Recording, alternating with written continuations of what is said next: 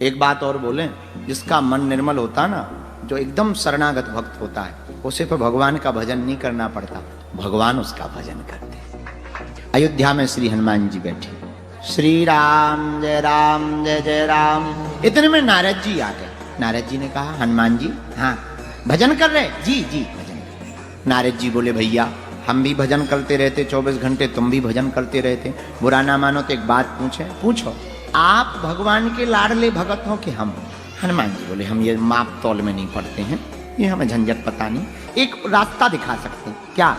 भगवान श्री हरि विष्णु के पास में एक रजिस्टर है, उसमें नंबर बाई नंबर से भक्तों के नाम लिखे। जिसका नाम पहले नंबर पे है वो भगवान का प्रिय भगत, जितने नंबर पर जिसका नाम उतना ही प्रिय। 2 नंबर वाला 2 नंबर का भगत, 5 नंबर वाला 5 नंबर का भगत। क्रमांक है, माप तौल है भगवान के पास, उनसे पूछो। अच्छा, नारद जी बोले, हमें तो ये पता ही नहीं था, अभी जाके देख रहे। नारद जी पहुंच गए भगवान विष्णु के लोक में। प्रभु की जय हो। आइए आइए देवऋषि, आओ आओ। श्रीमन नारायण नारायण नारायण। प्रभु हाँ, हमने सुना आपने अपने भक्तों का रजिस्टर रख रखा जिसमें नाम लिख रखा है। हाँ बिल्कुल सही बात। प्रभु अगर बुरा ना माने तो वो हम चेक कर ले, नाम देख ले किसको कहाँ है, बताने के काम आएगा। हाँ भैया देख लो। नारद जी को वो रजिस्टर दिया। जहां नारद जी ने रजिस्टर खोला और पहले ही पन्ने पे 1 नंबर पर लिखा था नारद जी का नाम। आहा, गदगद हो गए नारद जी, वाह, मन फूला नहीं समाया।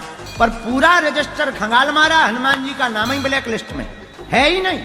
पूरे रजिस्टर में हनुमान जी का नाम ही नहीं। अब नारद जी आए अयोध्या, भागे भागे। हनुमान जी बुरा ना मानो तो एक बात बोले, बोलो। रजिस्टर तो हम पढ़े आए, फर्स्ट नंबर पे अपना ही नाम, लेकिन पता नहीं तुम जरा चेक करवाओ, कहूँ मिसअंडरस्टैंडिंग हो गई, आपको नाम नहीं है, ब्लैक लिस्ट में तो नहीं हो कहीं।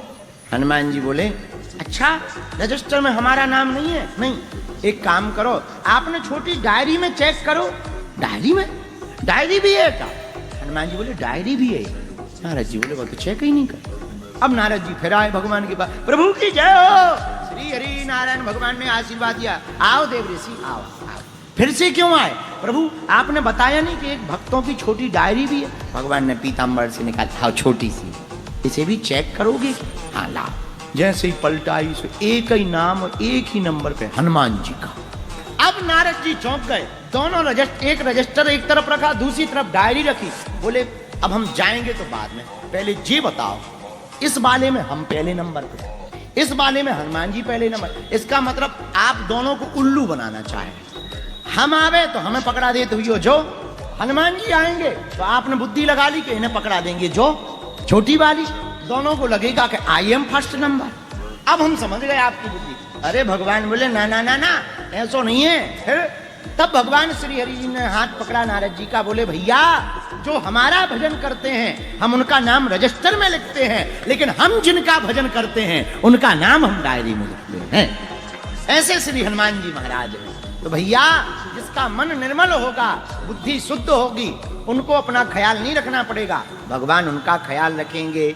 आहा, कई बार हम लोग आप लोग छोटी सी कोई विपत्ति आ जाए तो भगवान को उल्टा सीधा बकते, मन में कुभाव रख लेते, न जाने कैसे कैसे विचार आने लगे। भगवान प्रत्येक परिस्थिति के लिए परीक्षा लेते हैं, और किसी भी परिस्थिति को पार करने के लिए अगर आपको किन किन भी संघर्षों को झेलना पड़े, डिगना नहीं। जिंदगी है, सब लगा रहता है, जो आया है वो जाएगा, चाहे दुख हो या व्यक्ति हो।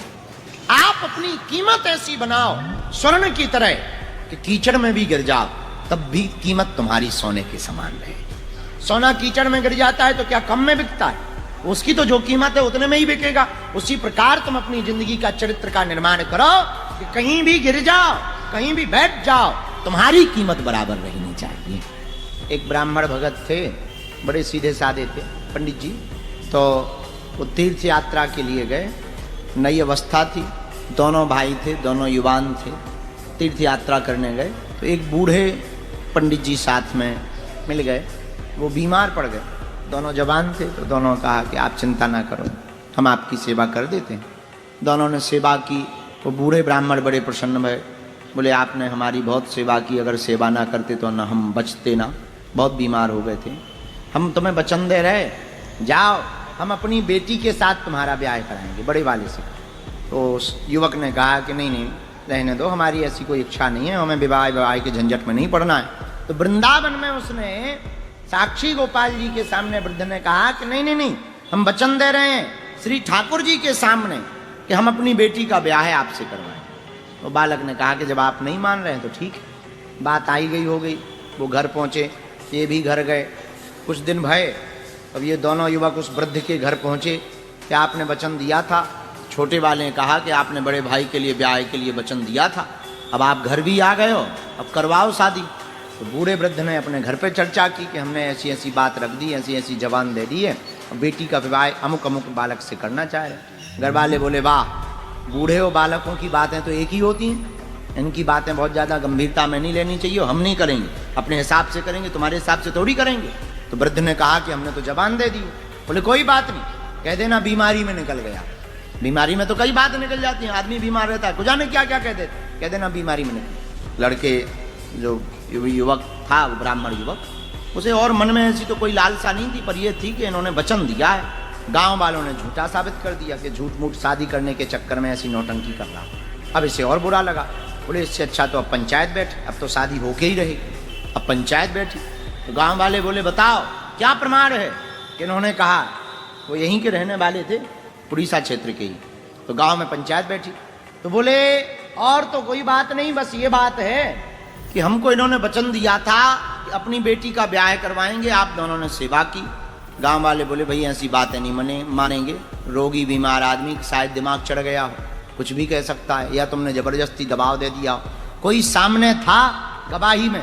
वो बालक बोले और तो कोई सामने नहीं थे, साक्षी गोपाल जी सामने थे। पंचायत बोली हम ऐसे थोड़ी मानेंगे, वो सामने आकर के गवाही दे दें तो ब्याह करवा देंगे। अब दोनों बालक बोले ये तो बड़ा लफड़ा हो गया। तो वो यहाँ से फिर भागे ठाकुर जी के पास और खूब प्रार्थना करी कि हम आओ ब्याह करवाओ। अब बात फंस गई है और शादी तुम्हारे ही कहने पे होनी, आप गवाही दो। और खूब रोए। ठाकुर जी बोले रो ना, हम चल रहे तुम्हारे साथ, पर शर्त एक है। बोले क्या? बोले तुम पीछे मुड़ के नहीं देखोगे, आगे आगे तुम चलो, जहां जहां तुम्हें ले जाना हो सो ले चलो, पीछे मुड़ के मत देखना, जहां पीछे मुड़ के देखोगे हम वहीं ठहर जाएंगे, और आप जहां जहां जाओगे हम वहीं चलेंगे और गवाही दे देंगे। तो पंडित जी बोले ये तो बहुत बढ़िया है। देखिए पंडित जी बोले हमें कैसे पता लगेगा कि आप चल रहे कि नहीं चल रहे? तो भगवान बोले हम अपने पाँव में घुंघरू पहन लेते हैं तो छम छम की आवाज आएगी। बोले ये बहुत अच्छा है। अब ठाकुर जी पीछे पीछे, वो ब्राह्मण बालक आगे आगे। चलते चलते यहीं जगन्नाथपुरी के पास में 16 किलोमीटर पहले तक आए तो बालक को लगा इनकी चलने की आवाज की मधुर पाँवों की घुंघरू बड़ी प्यारी है, तनब देख तो लें कैसे है। देखा नहीं है जब से ये चल रहे, और सही में चल रहे कि हमें भ्रम है कि छम छम कानन भर में बजा तो होए और कोई ना चल रहा हो, तो देख तो लें। अब तो खूब लंबे चले आए, अब तो गांव नजदीक ही है, अब तो जबरदस्ती ले जाएंगे। जैसे ही मुड़ के देखा सोई ठाकुर जी ऐसे खड़े, कहो ये बोले बहुत प्यारे लग रहे। बोले प्यारे प्यारे तो ठीक है, अब नियम चल रहे, क्योंकि जब चले थे तभी हमने कहा था कि जहां पीछे मुड़ के देख लोगे सोई ना हम चलेंगे। ये बोले फिर तो और लफड़ा है, ना चले और चले बराबर हो गए। आए थे गवाही देने के लिए, अब यहाँ से थोड़ी गवाही होगी, गांव यहाँ से थोड़ी दूर पर है। ठाकुर जी बोले नहीं अब हम यहीं खड़े रहेंगे, यहीं गांव वालों को ले आओ। वो बालक गांव गया, बोले बाकी तो हम ले आए, तनक तुम चलो। गांव वाले पंचायत वाले गए, बोले हाँ बताओ ठाकुर जी क्या आपके सामने इस वृद्ध ने वचन दिया था कि अपनी बेटी का विवाह करेंगे?